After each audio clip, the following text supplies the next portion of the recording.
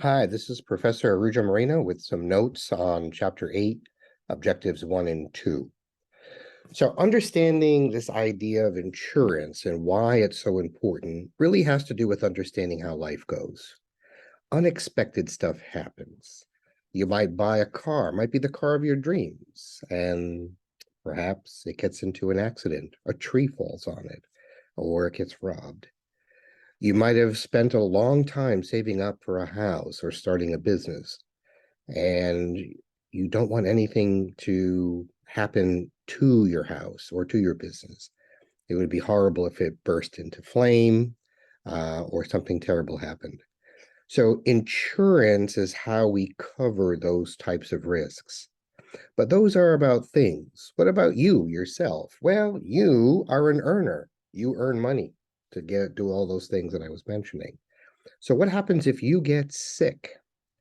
Your ability to earn is affected.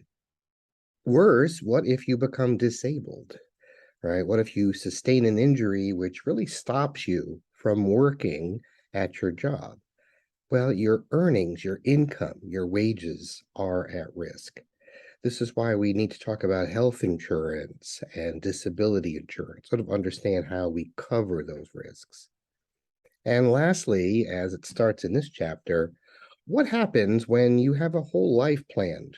You've perhaps gotten married, you may have children.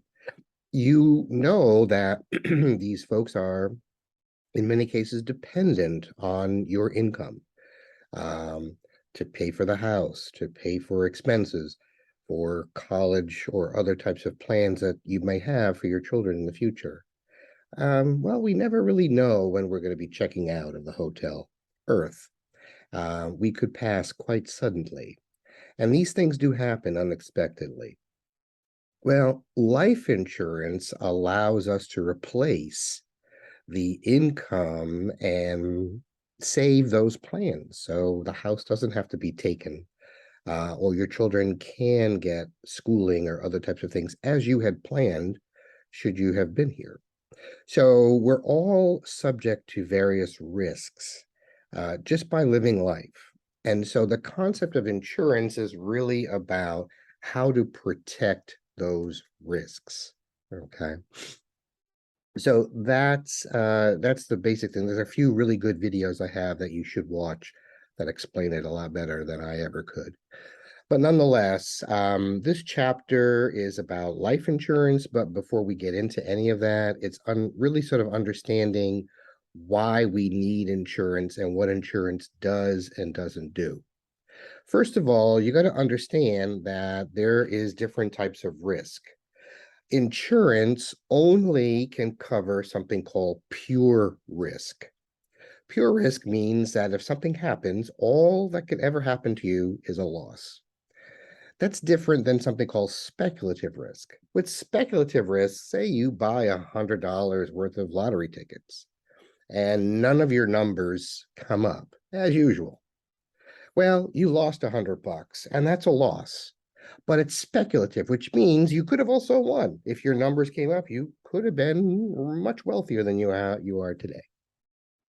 So insurance doesn't cover speculative risk because there's a chance that you could gain. Okay. Insurance only covers pure risk where loss is the only concept. So that's the important of understanding the idea of risk. Risk, of course, has to be managed. That's what you and I have to think about. Risk avoidance is not necessarily the most practical way to handle risk because risk avoidance means you're not going to be doing anything. So you might not buy a car or even step into a car, but I don't know how you're going to be traveling.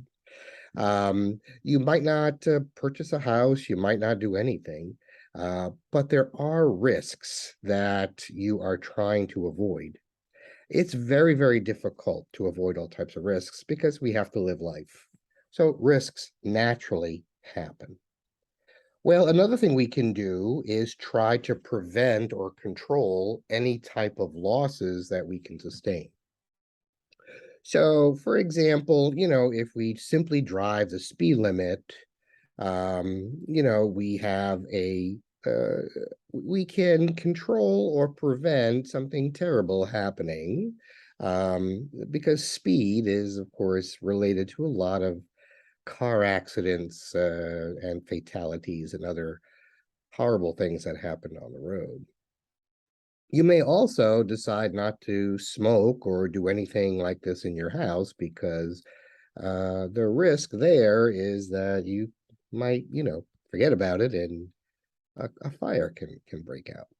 So there's many things that you can do to prevent or control types of loss, and we try to do that all the time. However, that still has its limitations. You could still lose stuff, and the question is, can you afford to lose anything? Well, there's some people that prefer something called risk assumption, which means they don't really feel the need to have any type of insurance. They're just going to assume the risk themselves, which means that if they get into an accident and they don't have appropriate insurance to cover collisions or other types of damage, they assume the risk. In other words, they're going to have to pay out of pocket. That's kind of high. That's kind of a high risk type of strategy, but some people still decide they really don't need to have insurance because they can assume the risk. The problem is when those risks happen, the payout is often quite large, and a lot of us just can't really afford that. Well, that's the purpose of insurance. Insurance really is about transferring the risk to with a bunch of other people into an insurance company pool. And that's the beauty of insurance is we put a little bit in, but we get a lot of coverage if something goes wrong. And of course, we don't want anything to go wrong, but by chance something happened, guess what? You're covered. And that's a good thing. And that's the purpose really of insurance. An insurance policy, as you'll learn, is that contract that spells out all the things that are covered, and the expectations that you have need to be in that contract. So in any case, some insurances you have a say, like life insurance, like auto insurance and homeowners insurance. You literally have a say about what's going on. Unfortunately, with things like health insurance, you don't have a say because you do not negotiate your own policy with the insurance company. Often your employer is negotiating that on your behalf, and you get whatever your employer has negotiated. But that's not true, like I said, for things like life insurance or car insurance or homeowners insurance, where you literally can talk to an agent and say, this is what I want to have covered, and they can build a policy around that. So it's really important to sort of understand a lot of that. Insurance is a business. They want to make a profit, so they go through a painstaking process called underwriting, which makes sure they are looking at all the risk factors, because their business model is they want to collect as much money as possible from all their policyholders to cover the chances, and they're pretty good at estimating those chances, cover the chances that something might go wrong. And thus they'll be able to pay out in something called a claim. They're able to pay out and cover those things that they promised they would cover in the insurance policy. So this process that they use on the business side is an underwriting process. They look at all the risks. And this is really what makes a good insurance company work properly, and how some insurance companies, unfortunately, when they don't do this well, can go out of business. So why do we need insurance? This chapter starts with life insurance. Well, again, what does it cover? Again, when you start living your life, you're earning money, you start buying things, you might start a business, you might settle down and have, you get married, you might have children, you might have other types of obligations. Those obligations are your responsibility because it's because you are working and you are earning money that all of those things are happening. Well, what if you weren't here all of a sudden, right? And you never really know when we're going to check out. So this is really what life insurance is about. It covers the risks of a premature death. That if you were not here, you couldn't continue paying for that lovely house you bought. You couldn't possibly provide for the long run um, monies and other types of things that your children, or if you have a dependent spouse, they might need in the future. This is what life insurance is supposed to protect against. Okay. And so that's really important to sort of understand the purpose of it. Your book goes through several benefits as to protection for your dependents.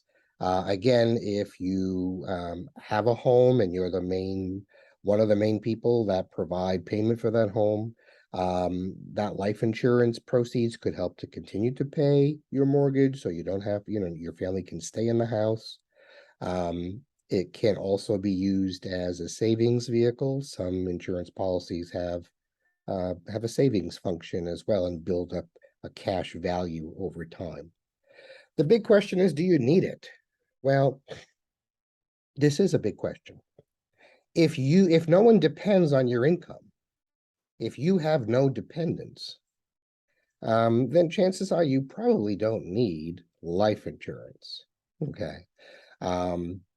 The people that really kind of need life insurance are the folks who are really have a lot of financial obligations throughout their life in the form of a home, perhaps a spouse that depends on their income more than they earn, children. Sometimes parents live with you, and so they might be dependent on your income as well. So if you have other folks who are really dependent on your income, that's really the scenario which you have to protect. Because if that loss happened, your family would be hurt. And that's the purpose of having life insurance.